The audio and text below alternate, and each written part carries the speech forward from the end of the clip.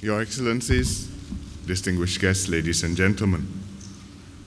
I'm very happy to join you this morning to open the GovernmentWare Conference and the inaugural Singapore International Cyber Week. This year marks the 25th anniversary of GovernmentWare. We started it in 1991 to raise awareness of IT security threats among public officers. In that, we started with just 50 participants that year. And now we have 3,000 participants from over 30 countries. The Singapore International Cyber Week builds on the success of GovernmentWare and reflects the importance of cybersecurity issues not only to Singapore, but also regionally and internationally. Singapore has long embraced ICT, Infocom technologies, for our economic and social development. It's helped us to progress from third world to first. It's made us a knowledge-based economy, boosted our workers' productivity so that we can do more with a lean workforce, and improve the lives of Singaporeans. ICT continues to be critical for the future as we strive to become a smart nation. Because technology is disrupting everything, from retail to transport to professional services. And for Singapore to continue as an international center of exchange and commerce, we must always be open to new technologies and know-how and to be at the leading edge. But while ICT brings many new opportunities, it also opens up new vulnerabilities for us. Globally, cyber threats and attacks are becoming more frequent and sophisticated, with more severe consequences. And for example, last December, a successful attack on a power grid in Ukraine left many Ukrainians without electricity for hours.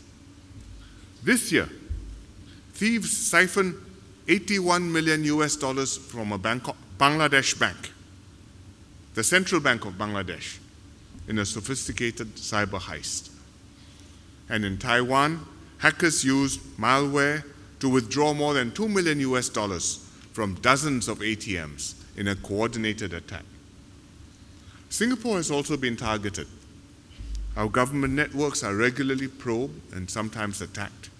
We've experienced phishing, intrusions, malware, and from time to time our systems have been compromised.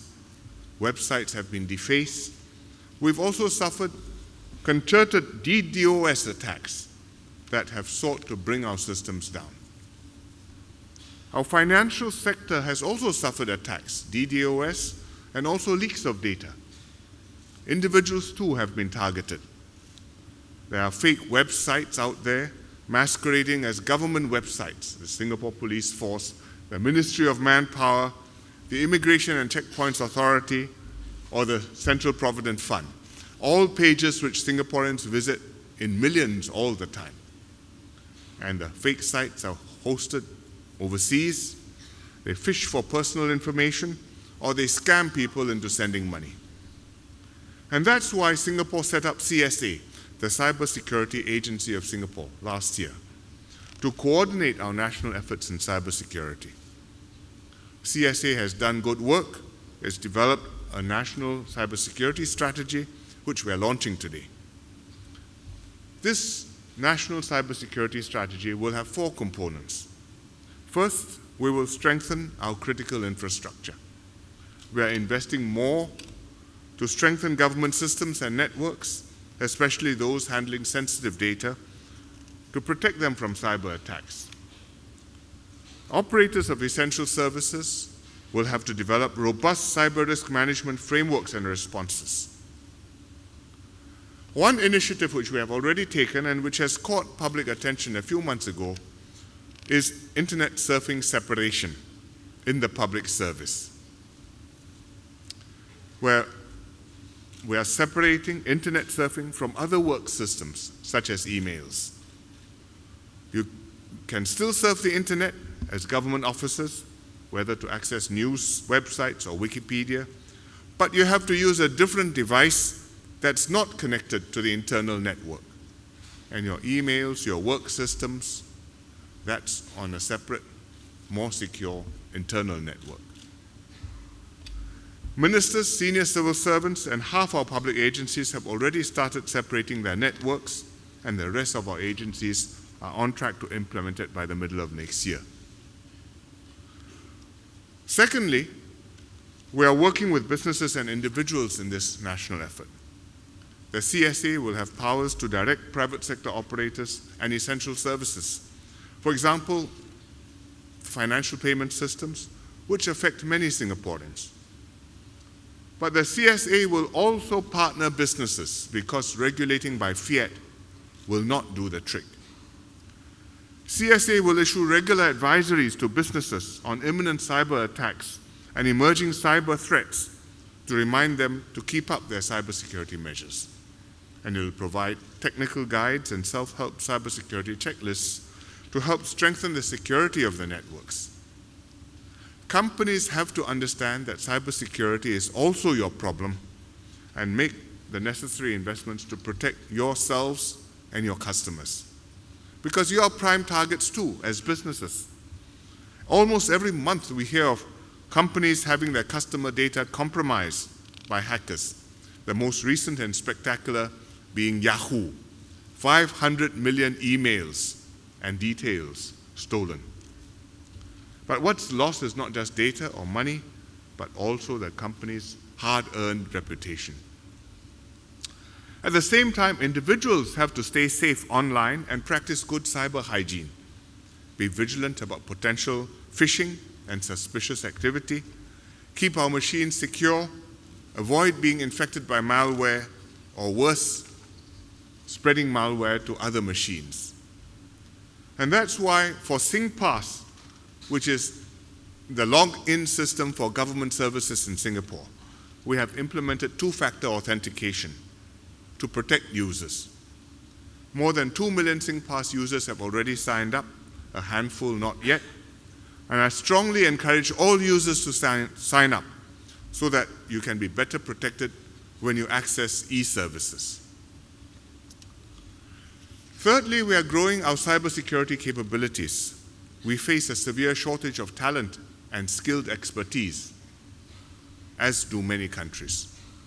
Demand will increase as cyber threats grow and businesses invest more in cybersecurity. We've developed manpower programs and initiatives to train more cybersecurity professionals. All our universities and polytechnics offer cybersecurity programs.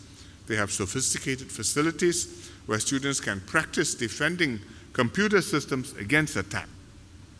They produce students who are well trained and who are in demand. And we have good success stories to tell.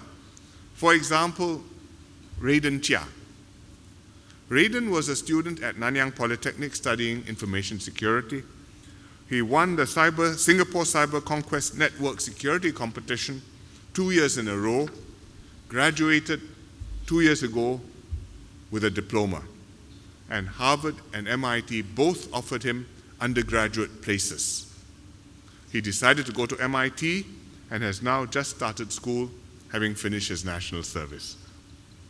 I hope Raiden's success will inspire other students who share the same passion to go for it and master the subject and make a contribution. The government is also working with our industry to develop talent. We focused on Skills Future, which develops people in their jobs during their careers. There's a Skills Future program for cybersecurity, the Cybersecurity Associates and Technologists Program, CSAT, Cybersecurity Associates and Technologists. And if you're an ICT graduate or an experienced professional, you can gain new skills through on-the-job training programs with companies that have signed up as training partners of CSAT. We've started with 2 partners, Singtel and ST Electronics, and 2 new homegrown companies have just come on board, Quan and Excel Systems and Technologies. These are homegrown companies which have now got regional offices all over the world and will offer good career prospects for cybersecurity professionals. We hope more companies will join. The government also provides national cybersecurity postgraduate scholarships for graduates and working professionals. Cybersecurity is therefore a growth industry, and in developing our capabilities, we will also create good jobs and opportunities for Singaporeans. Fourthly, we are cooperating with other countries to respond to cyber threats. Because cyber threats do not respect jurisdictions. The attacks can come from anywhere in the world and can be routed through any number of intermediate nodes. And the IP addresses that you see are most probably, not the real and ultimate attackers. So we are working with other governments to share intelligence, to work together to block attacks and shut down black networks and learn good practices from one another.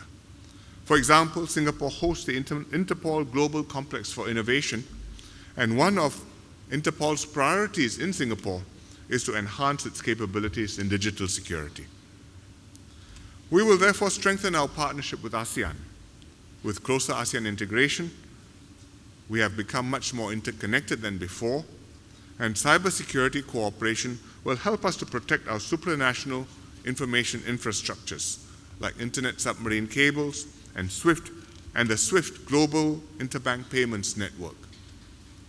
It will also support our growth as an ASEAN community.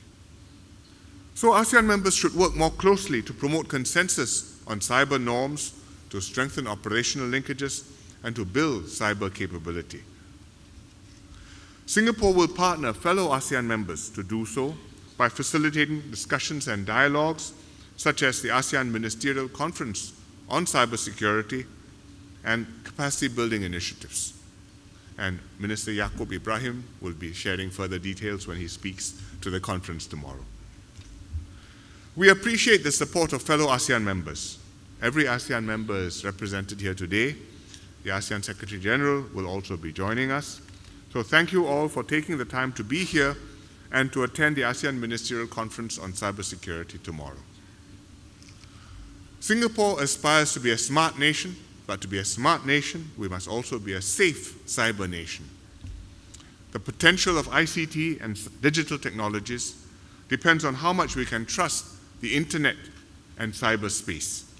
And we've got to get cybersecurity right to capture the benefits of a more connected world. This is why cybersecurity is an issue of national importance. We've got to put the systems and the defenses in place to ensure our cybersecurity. Only then can IT deliver innovation, growth, and prosperity for our businesses and citizens. So therefore, it gives me great pleasure now to launch Singapore's cybersecurity strategy and also GovernmentWare 2016 and the inaugural Singapore International Cybersecurity Week. I wish you all a good conference ahead. Thank you very much.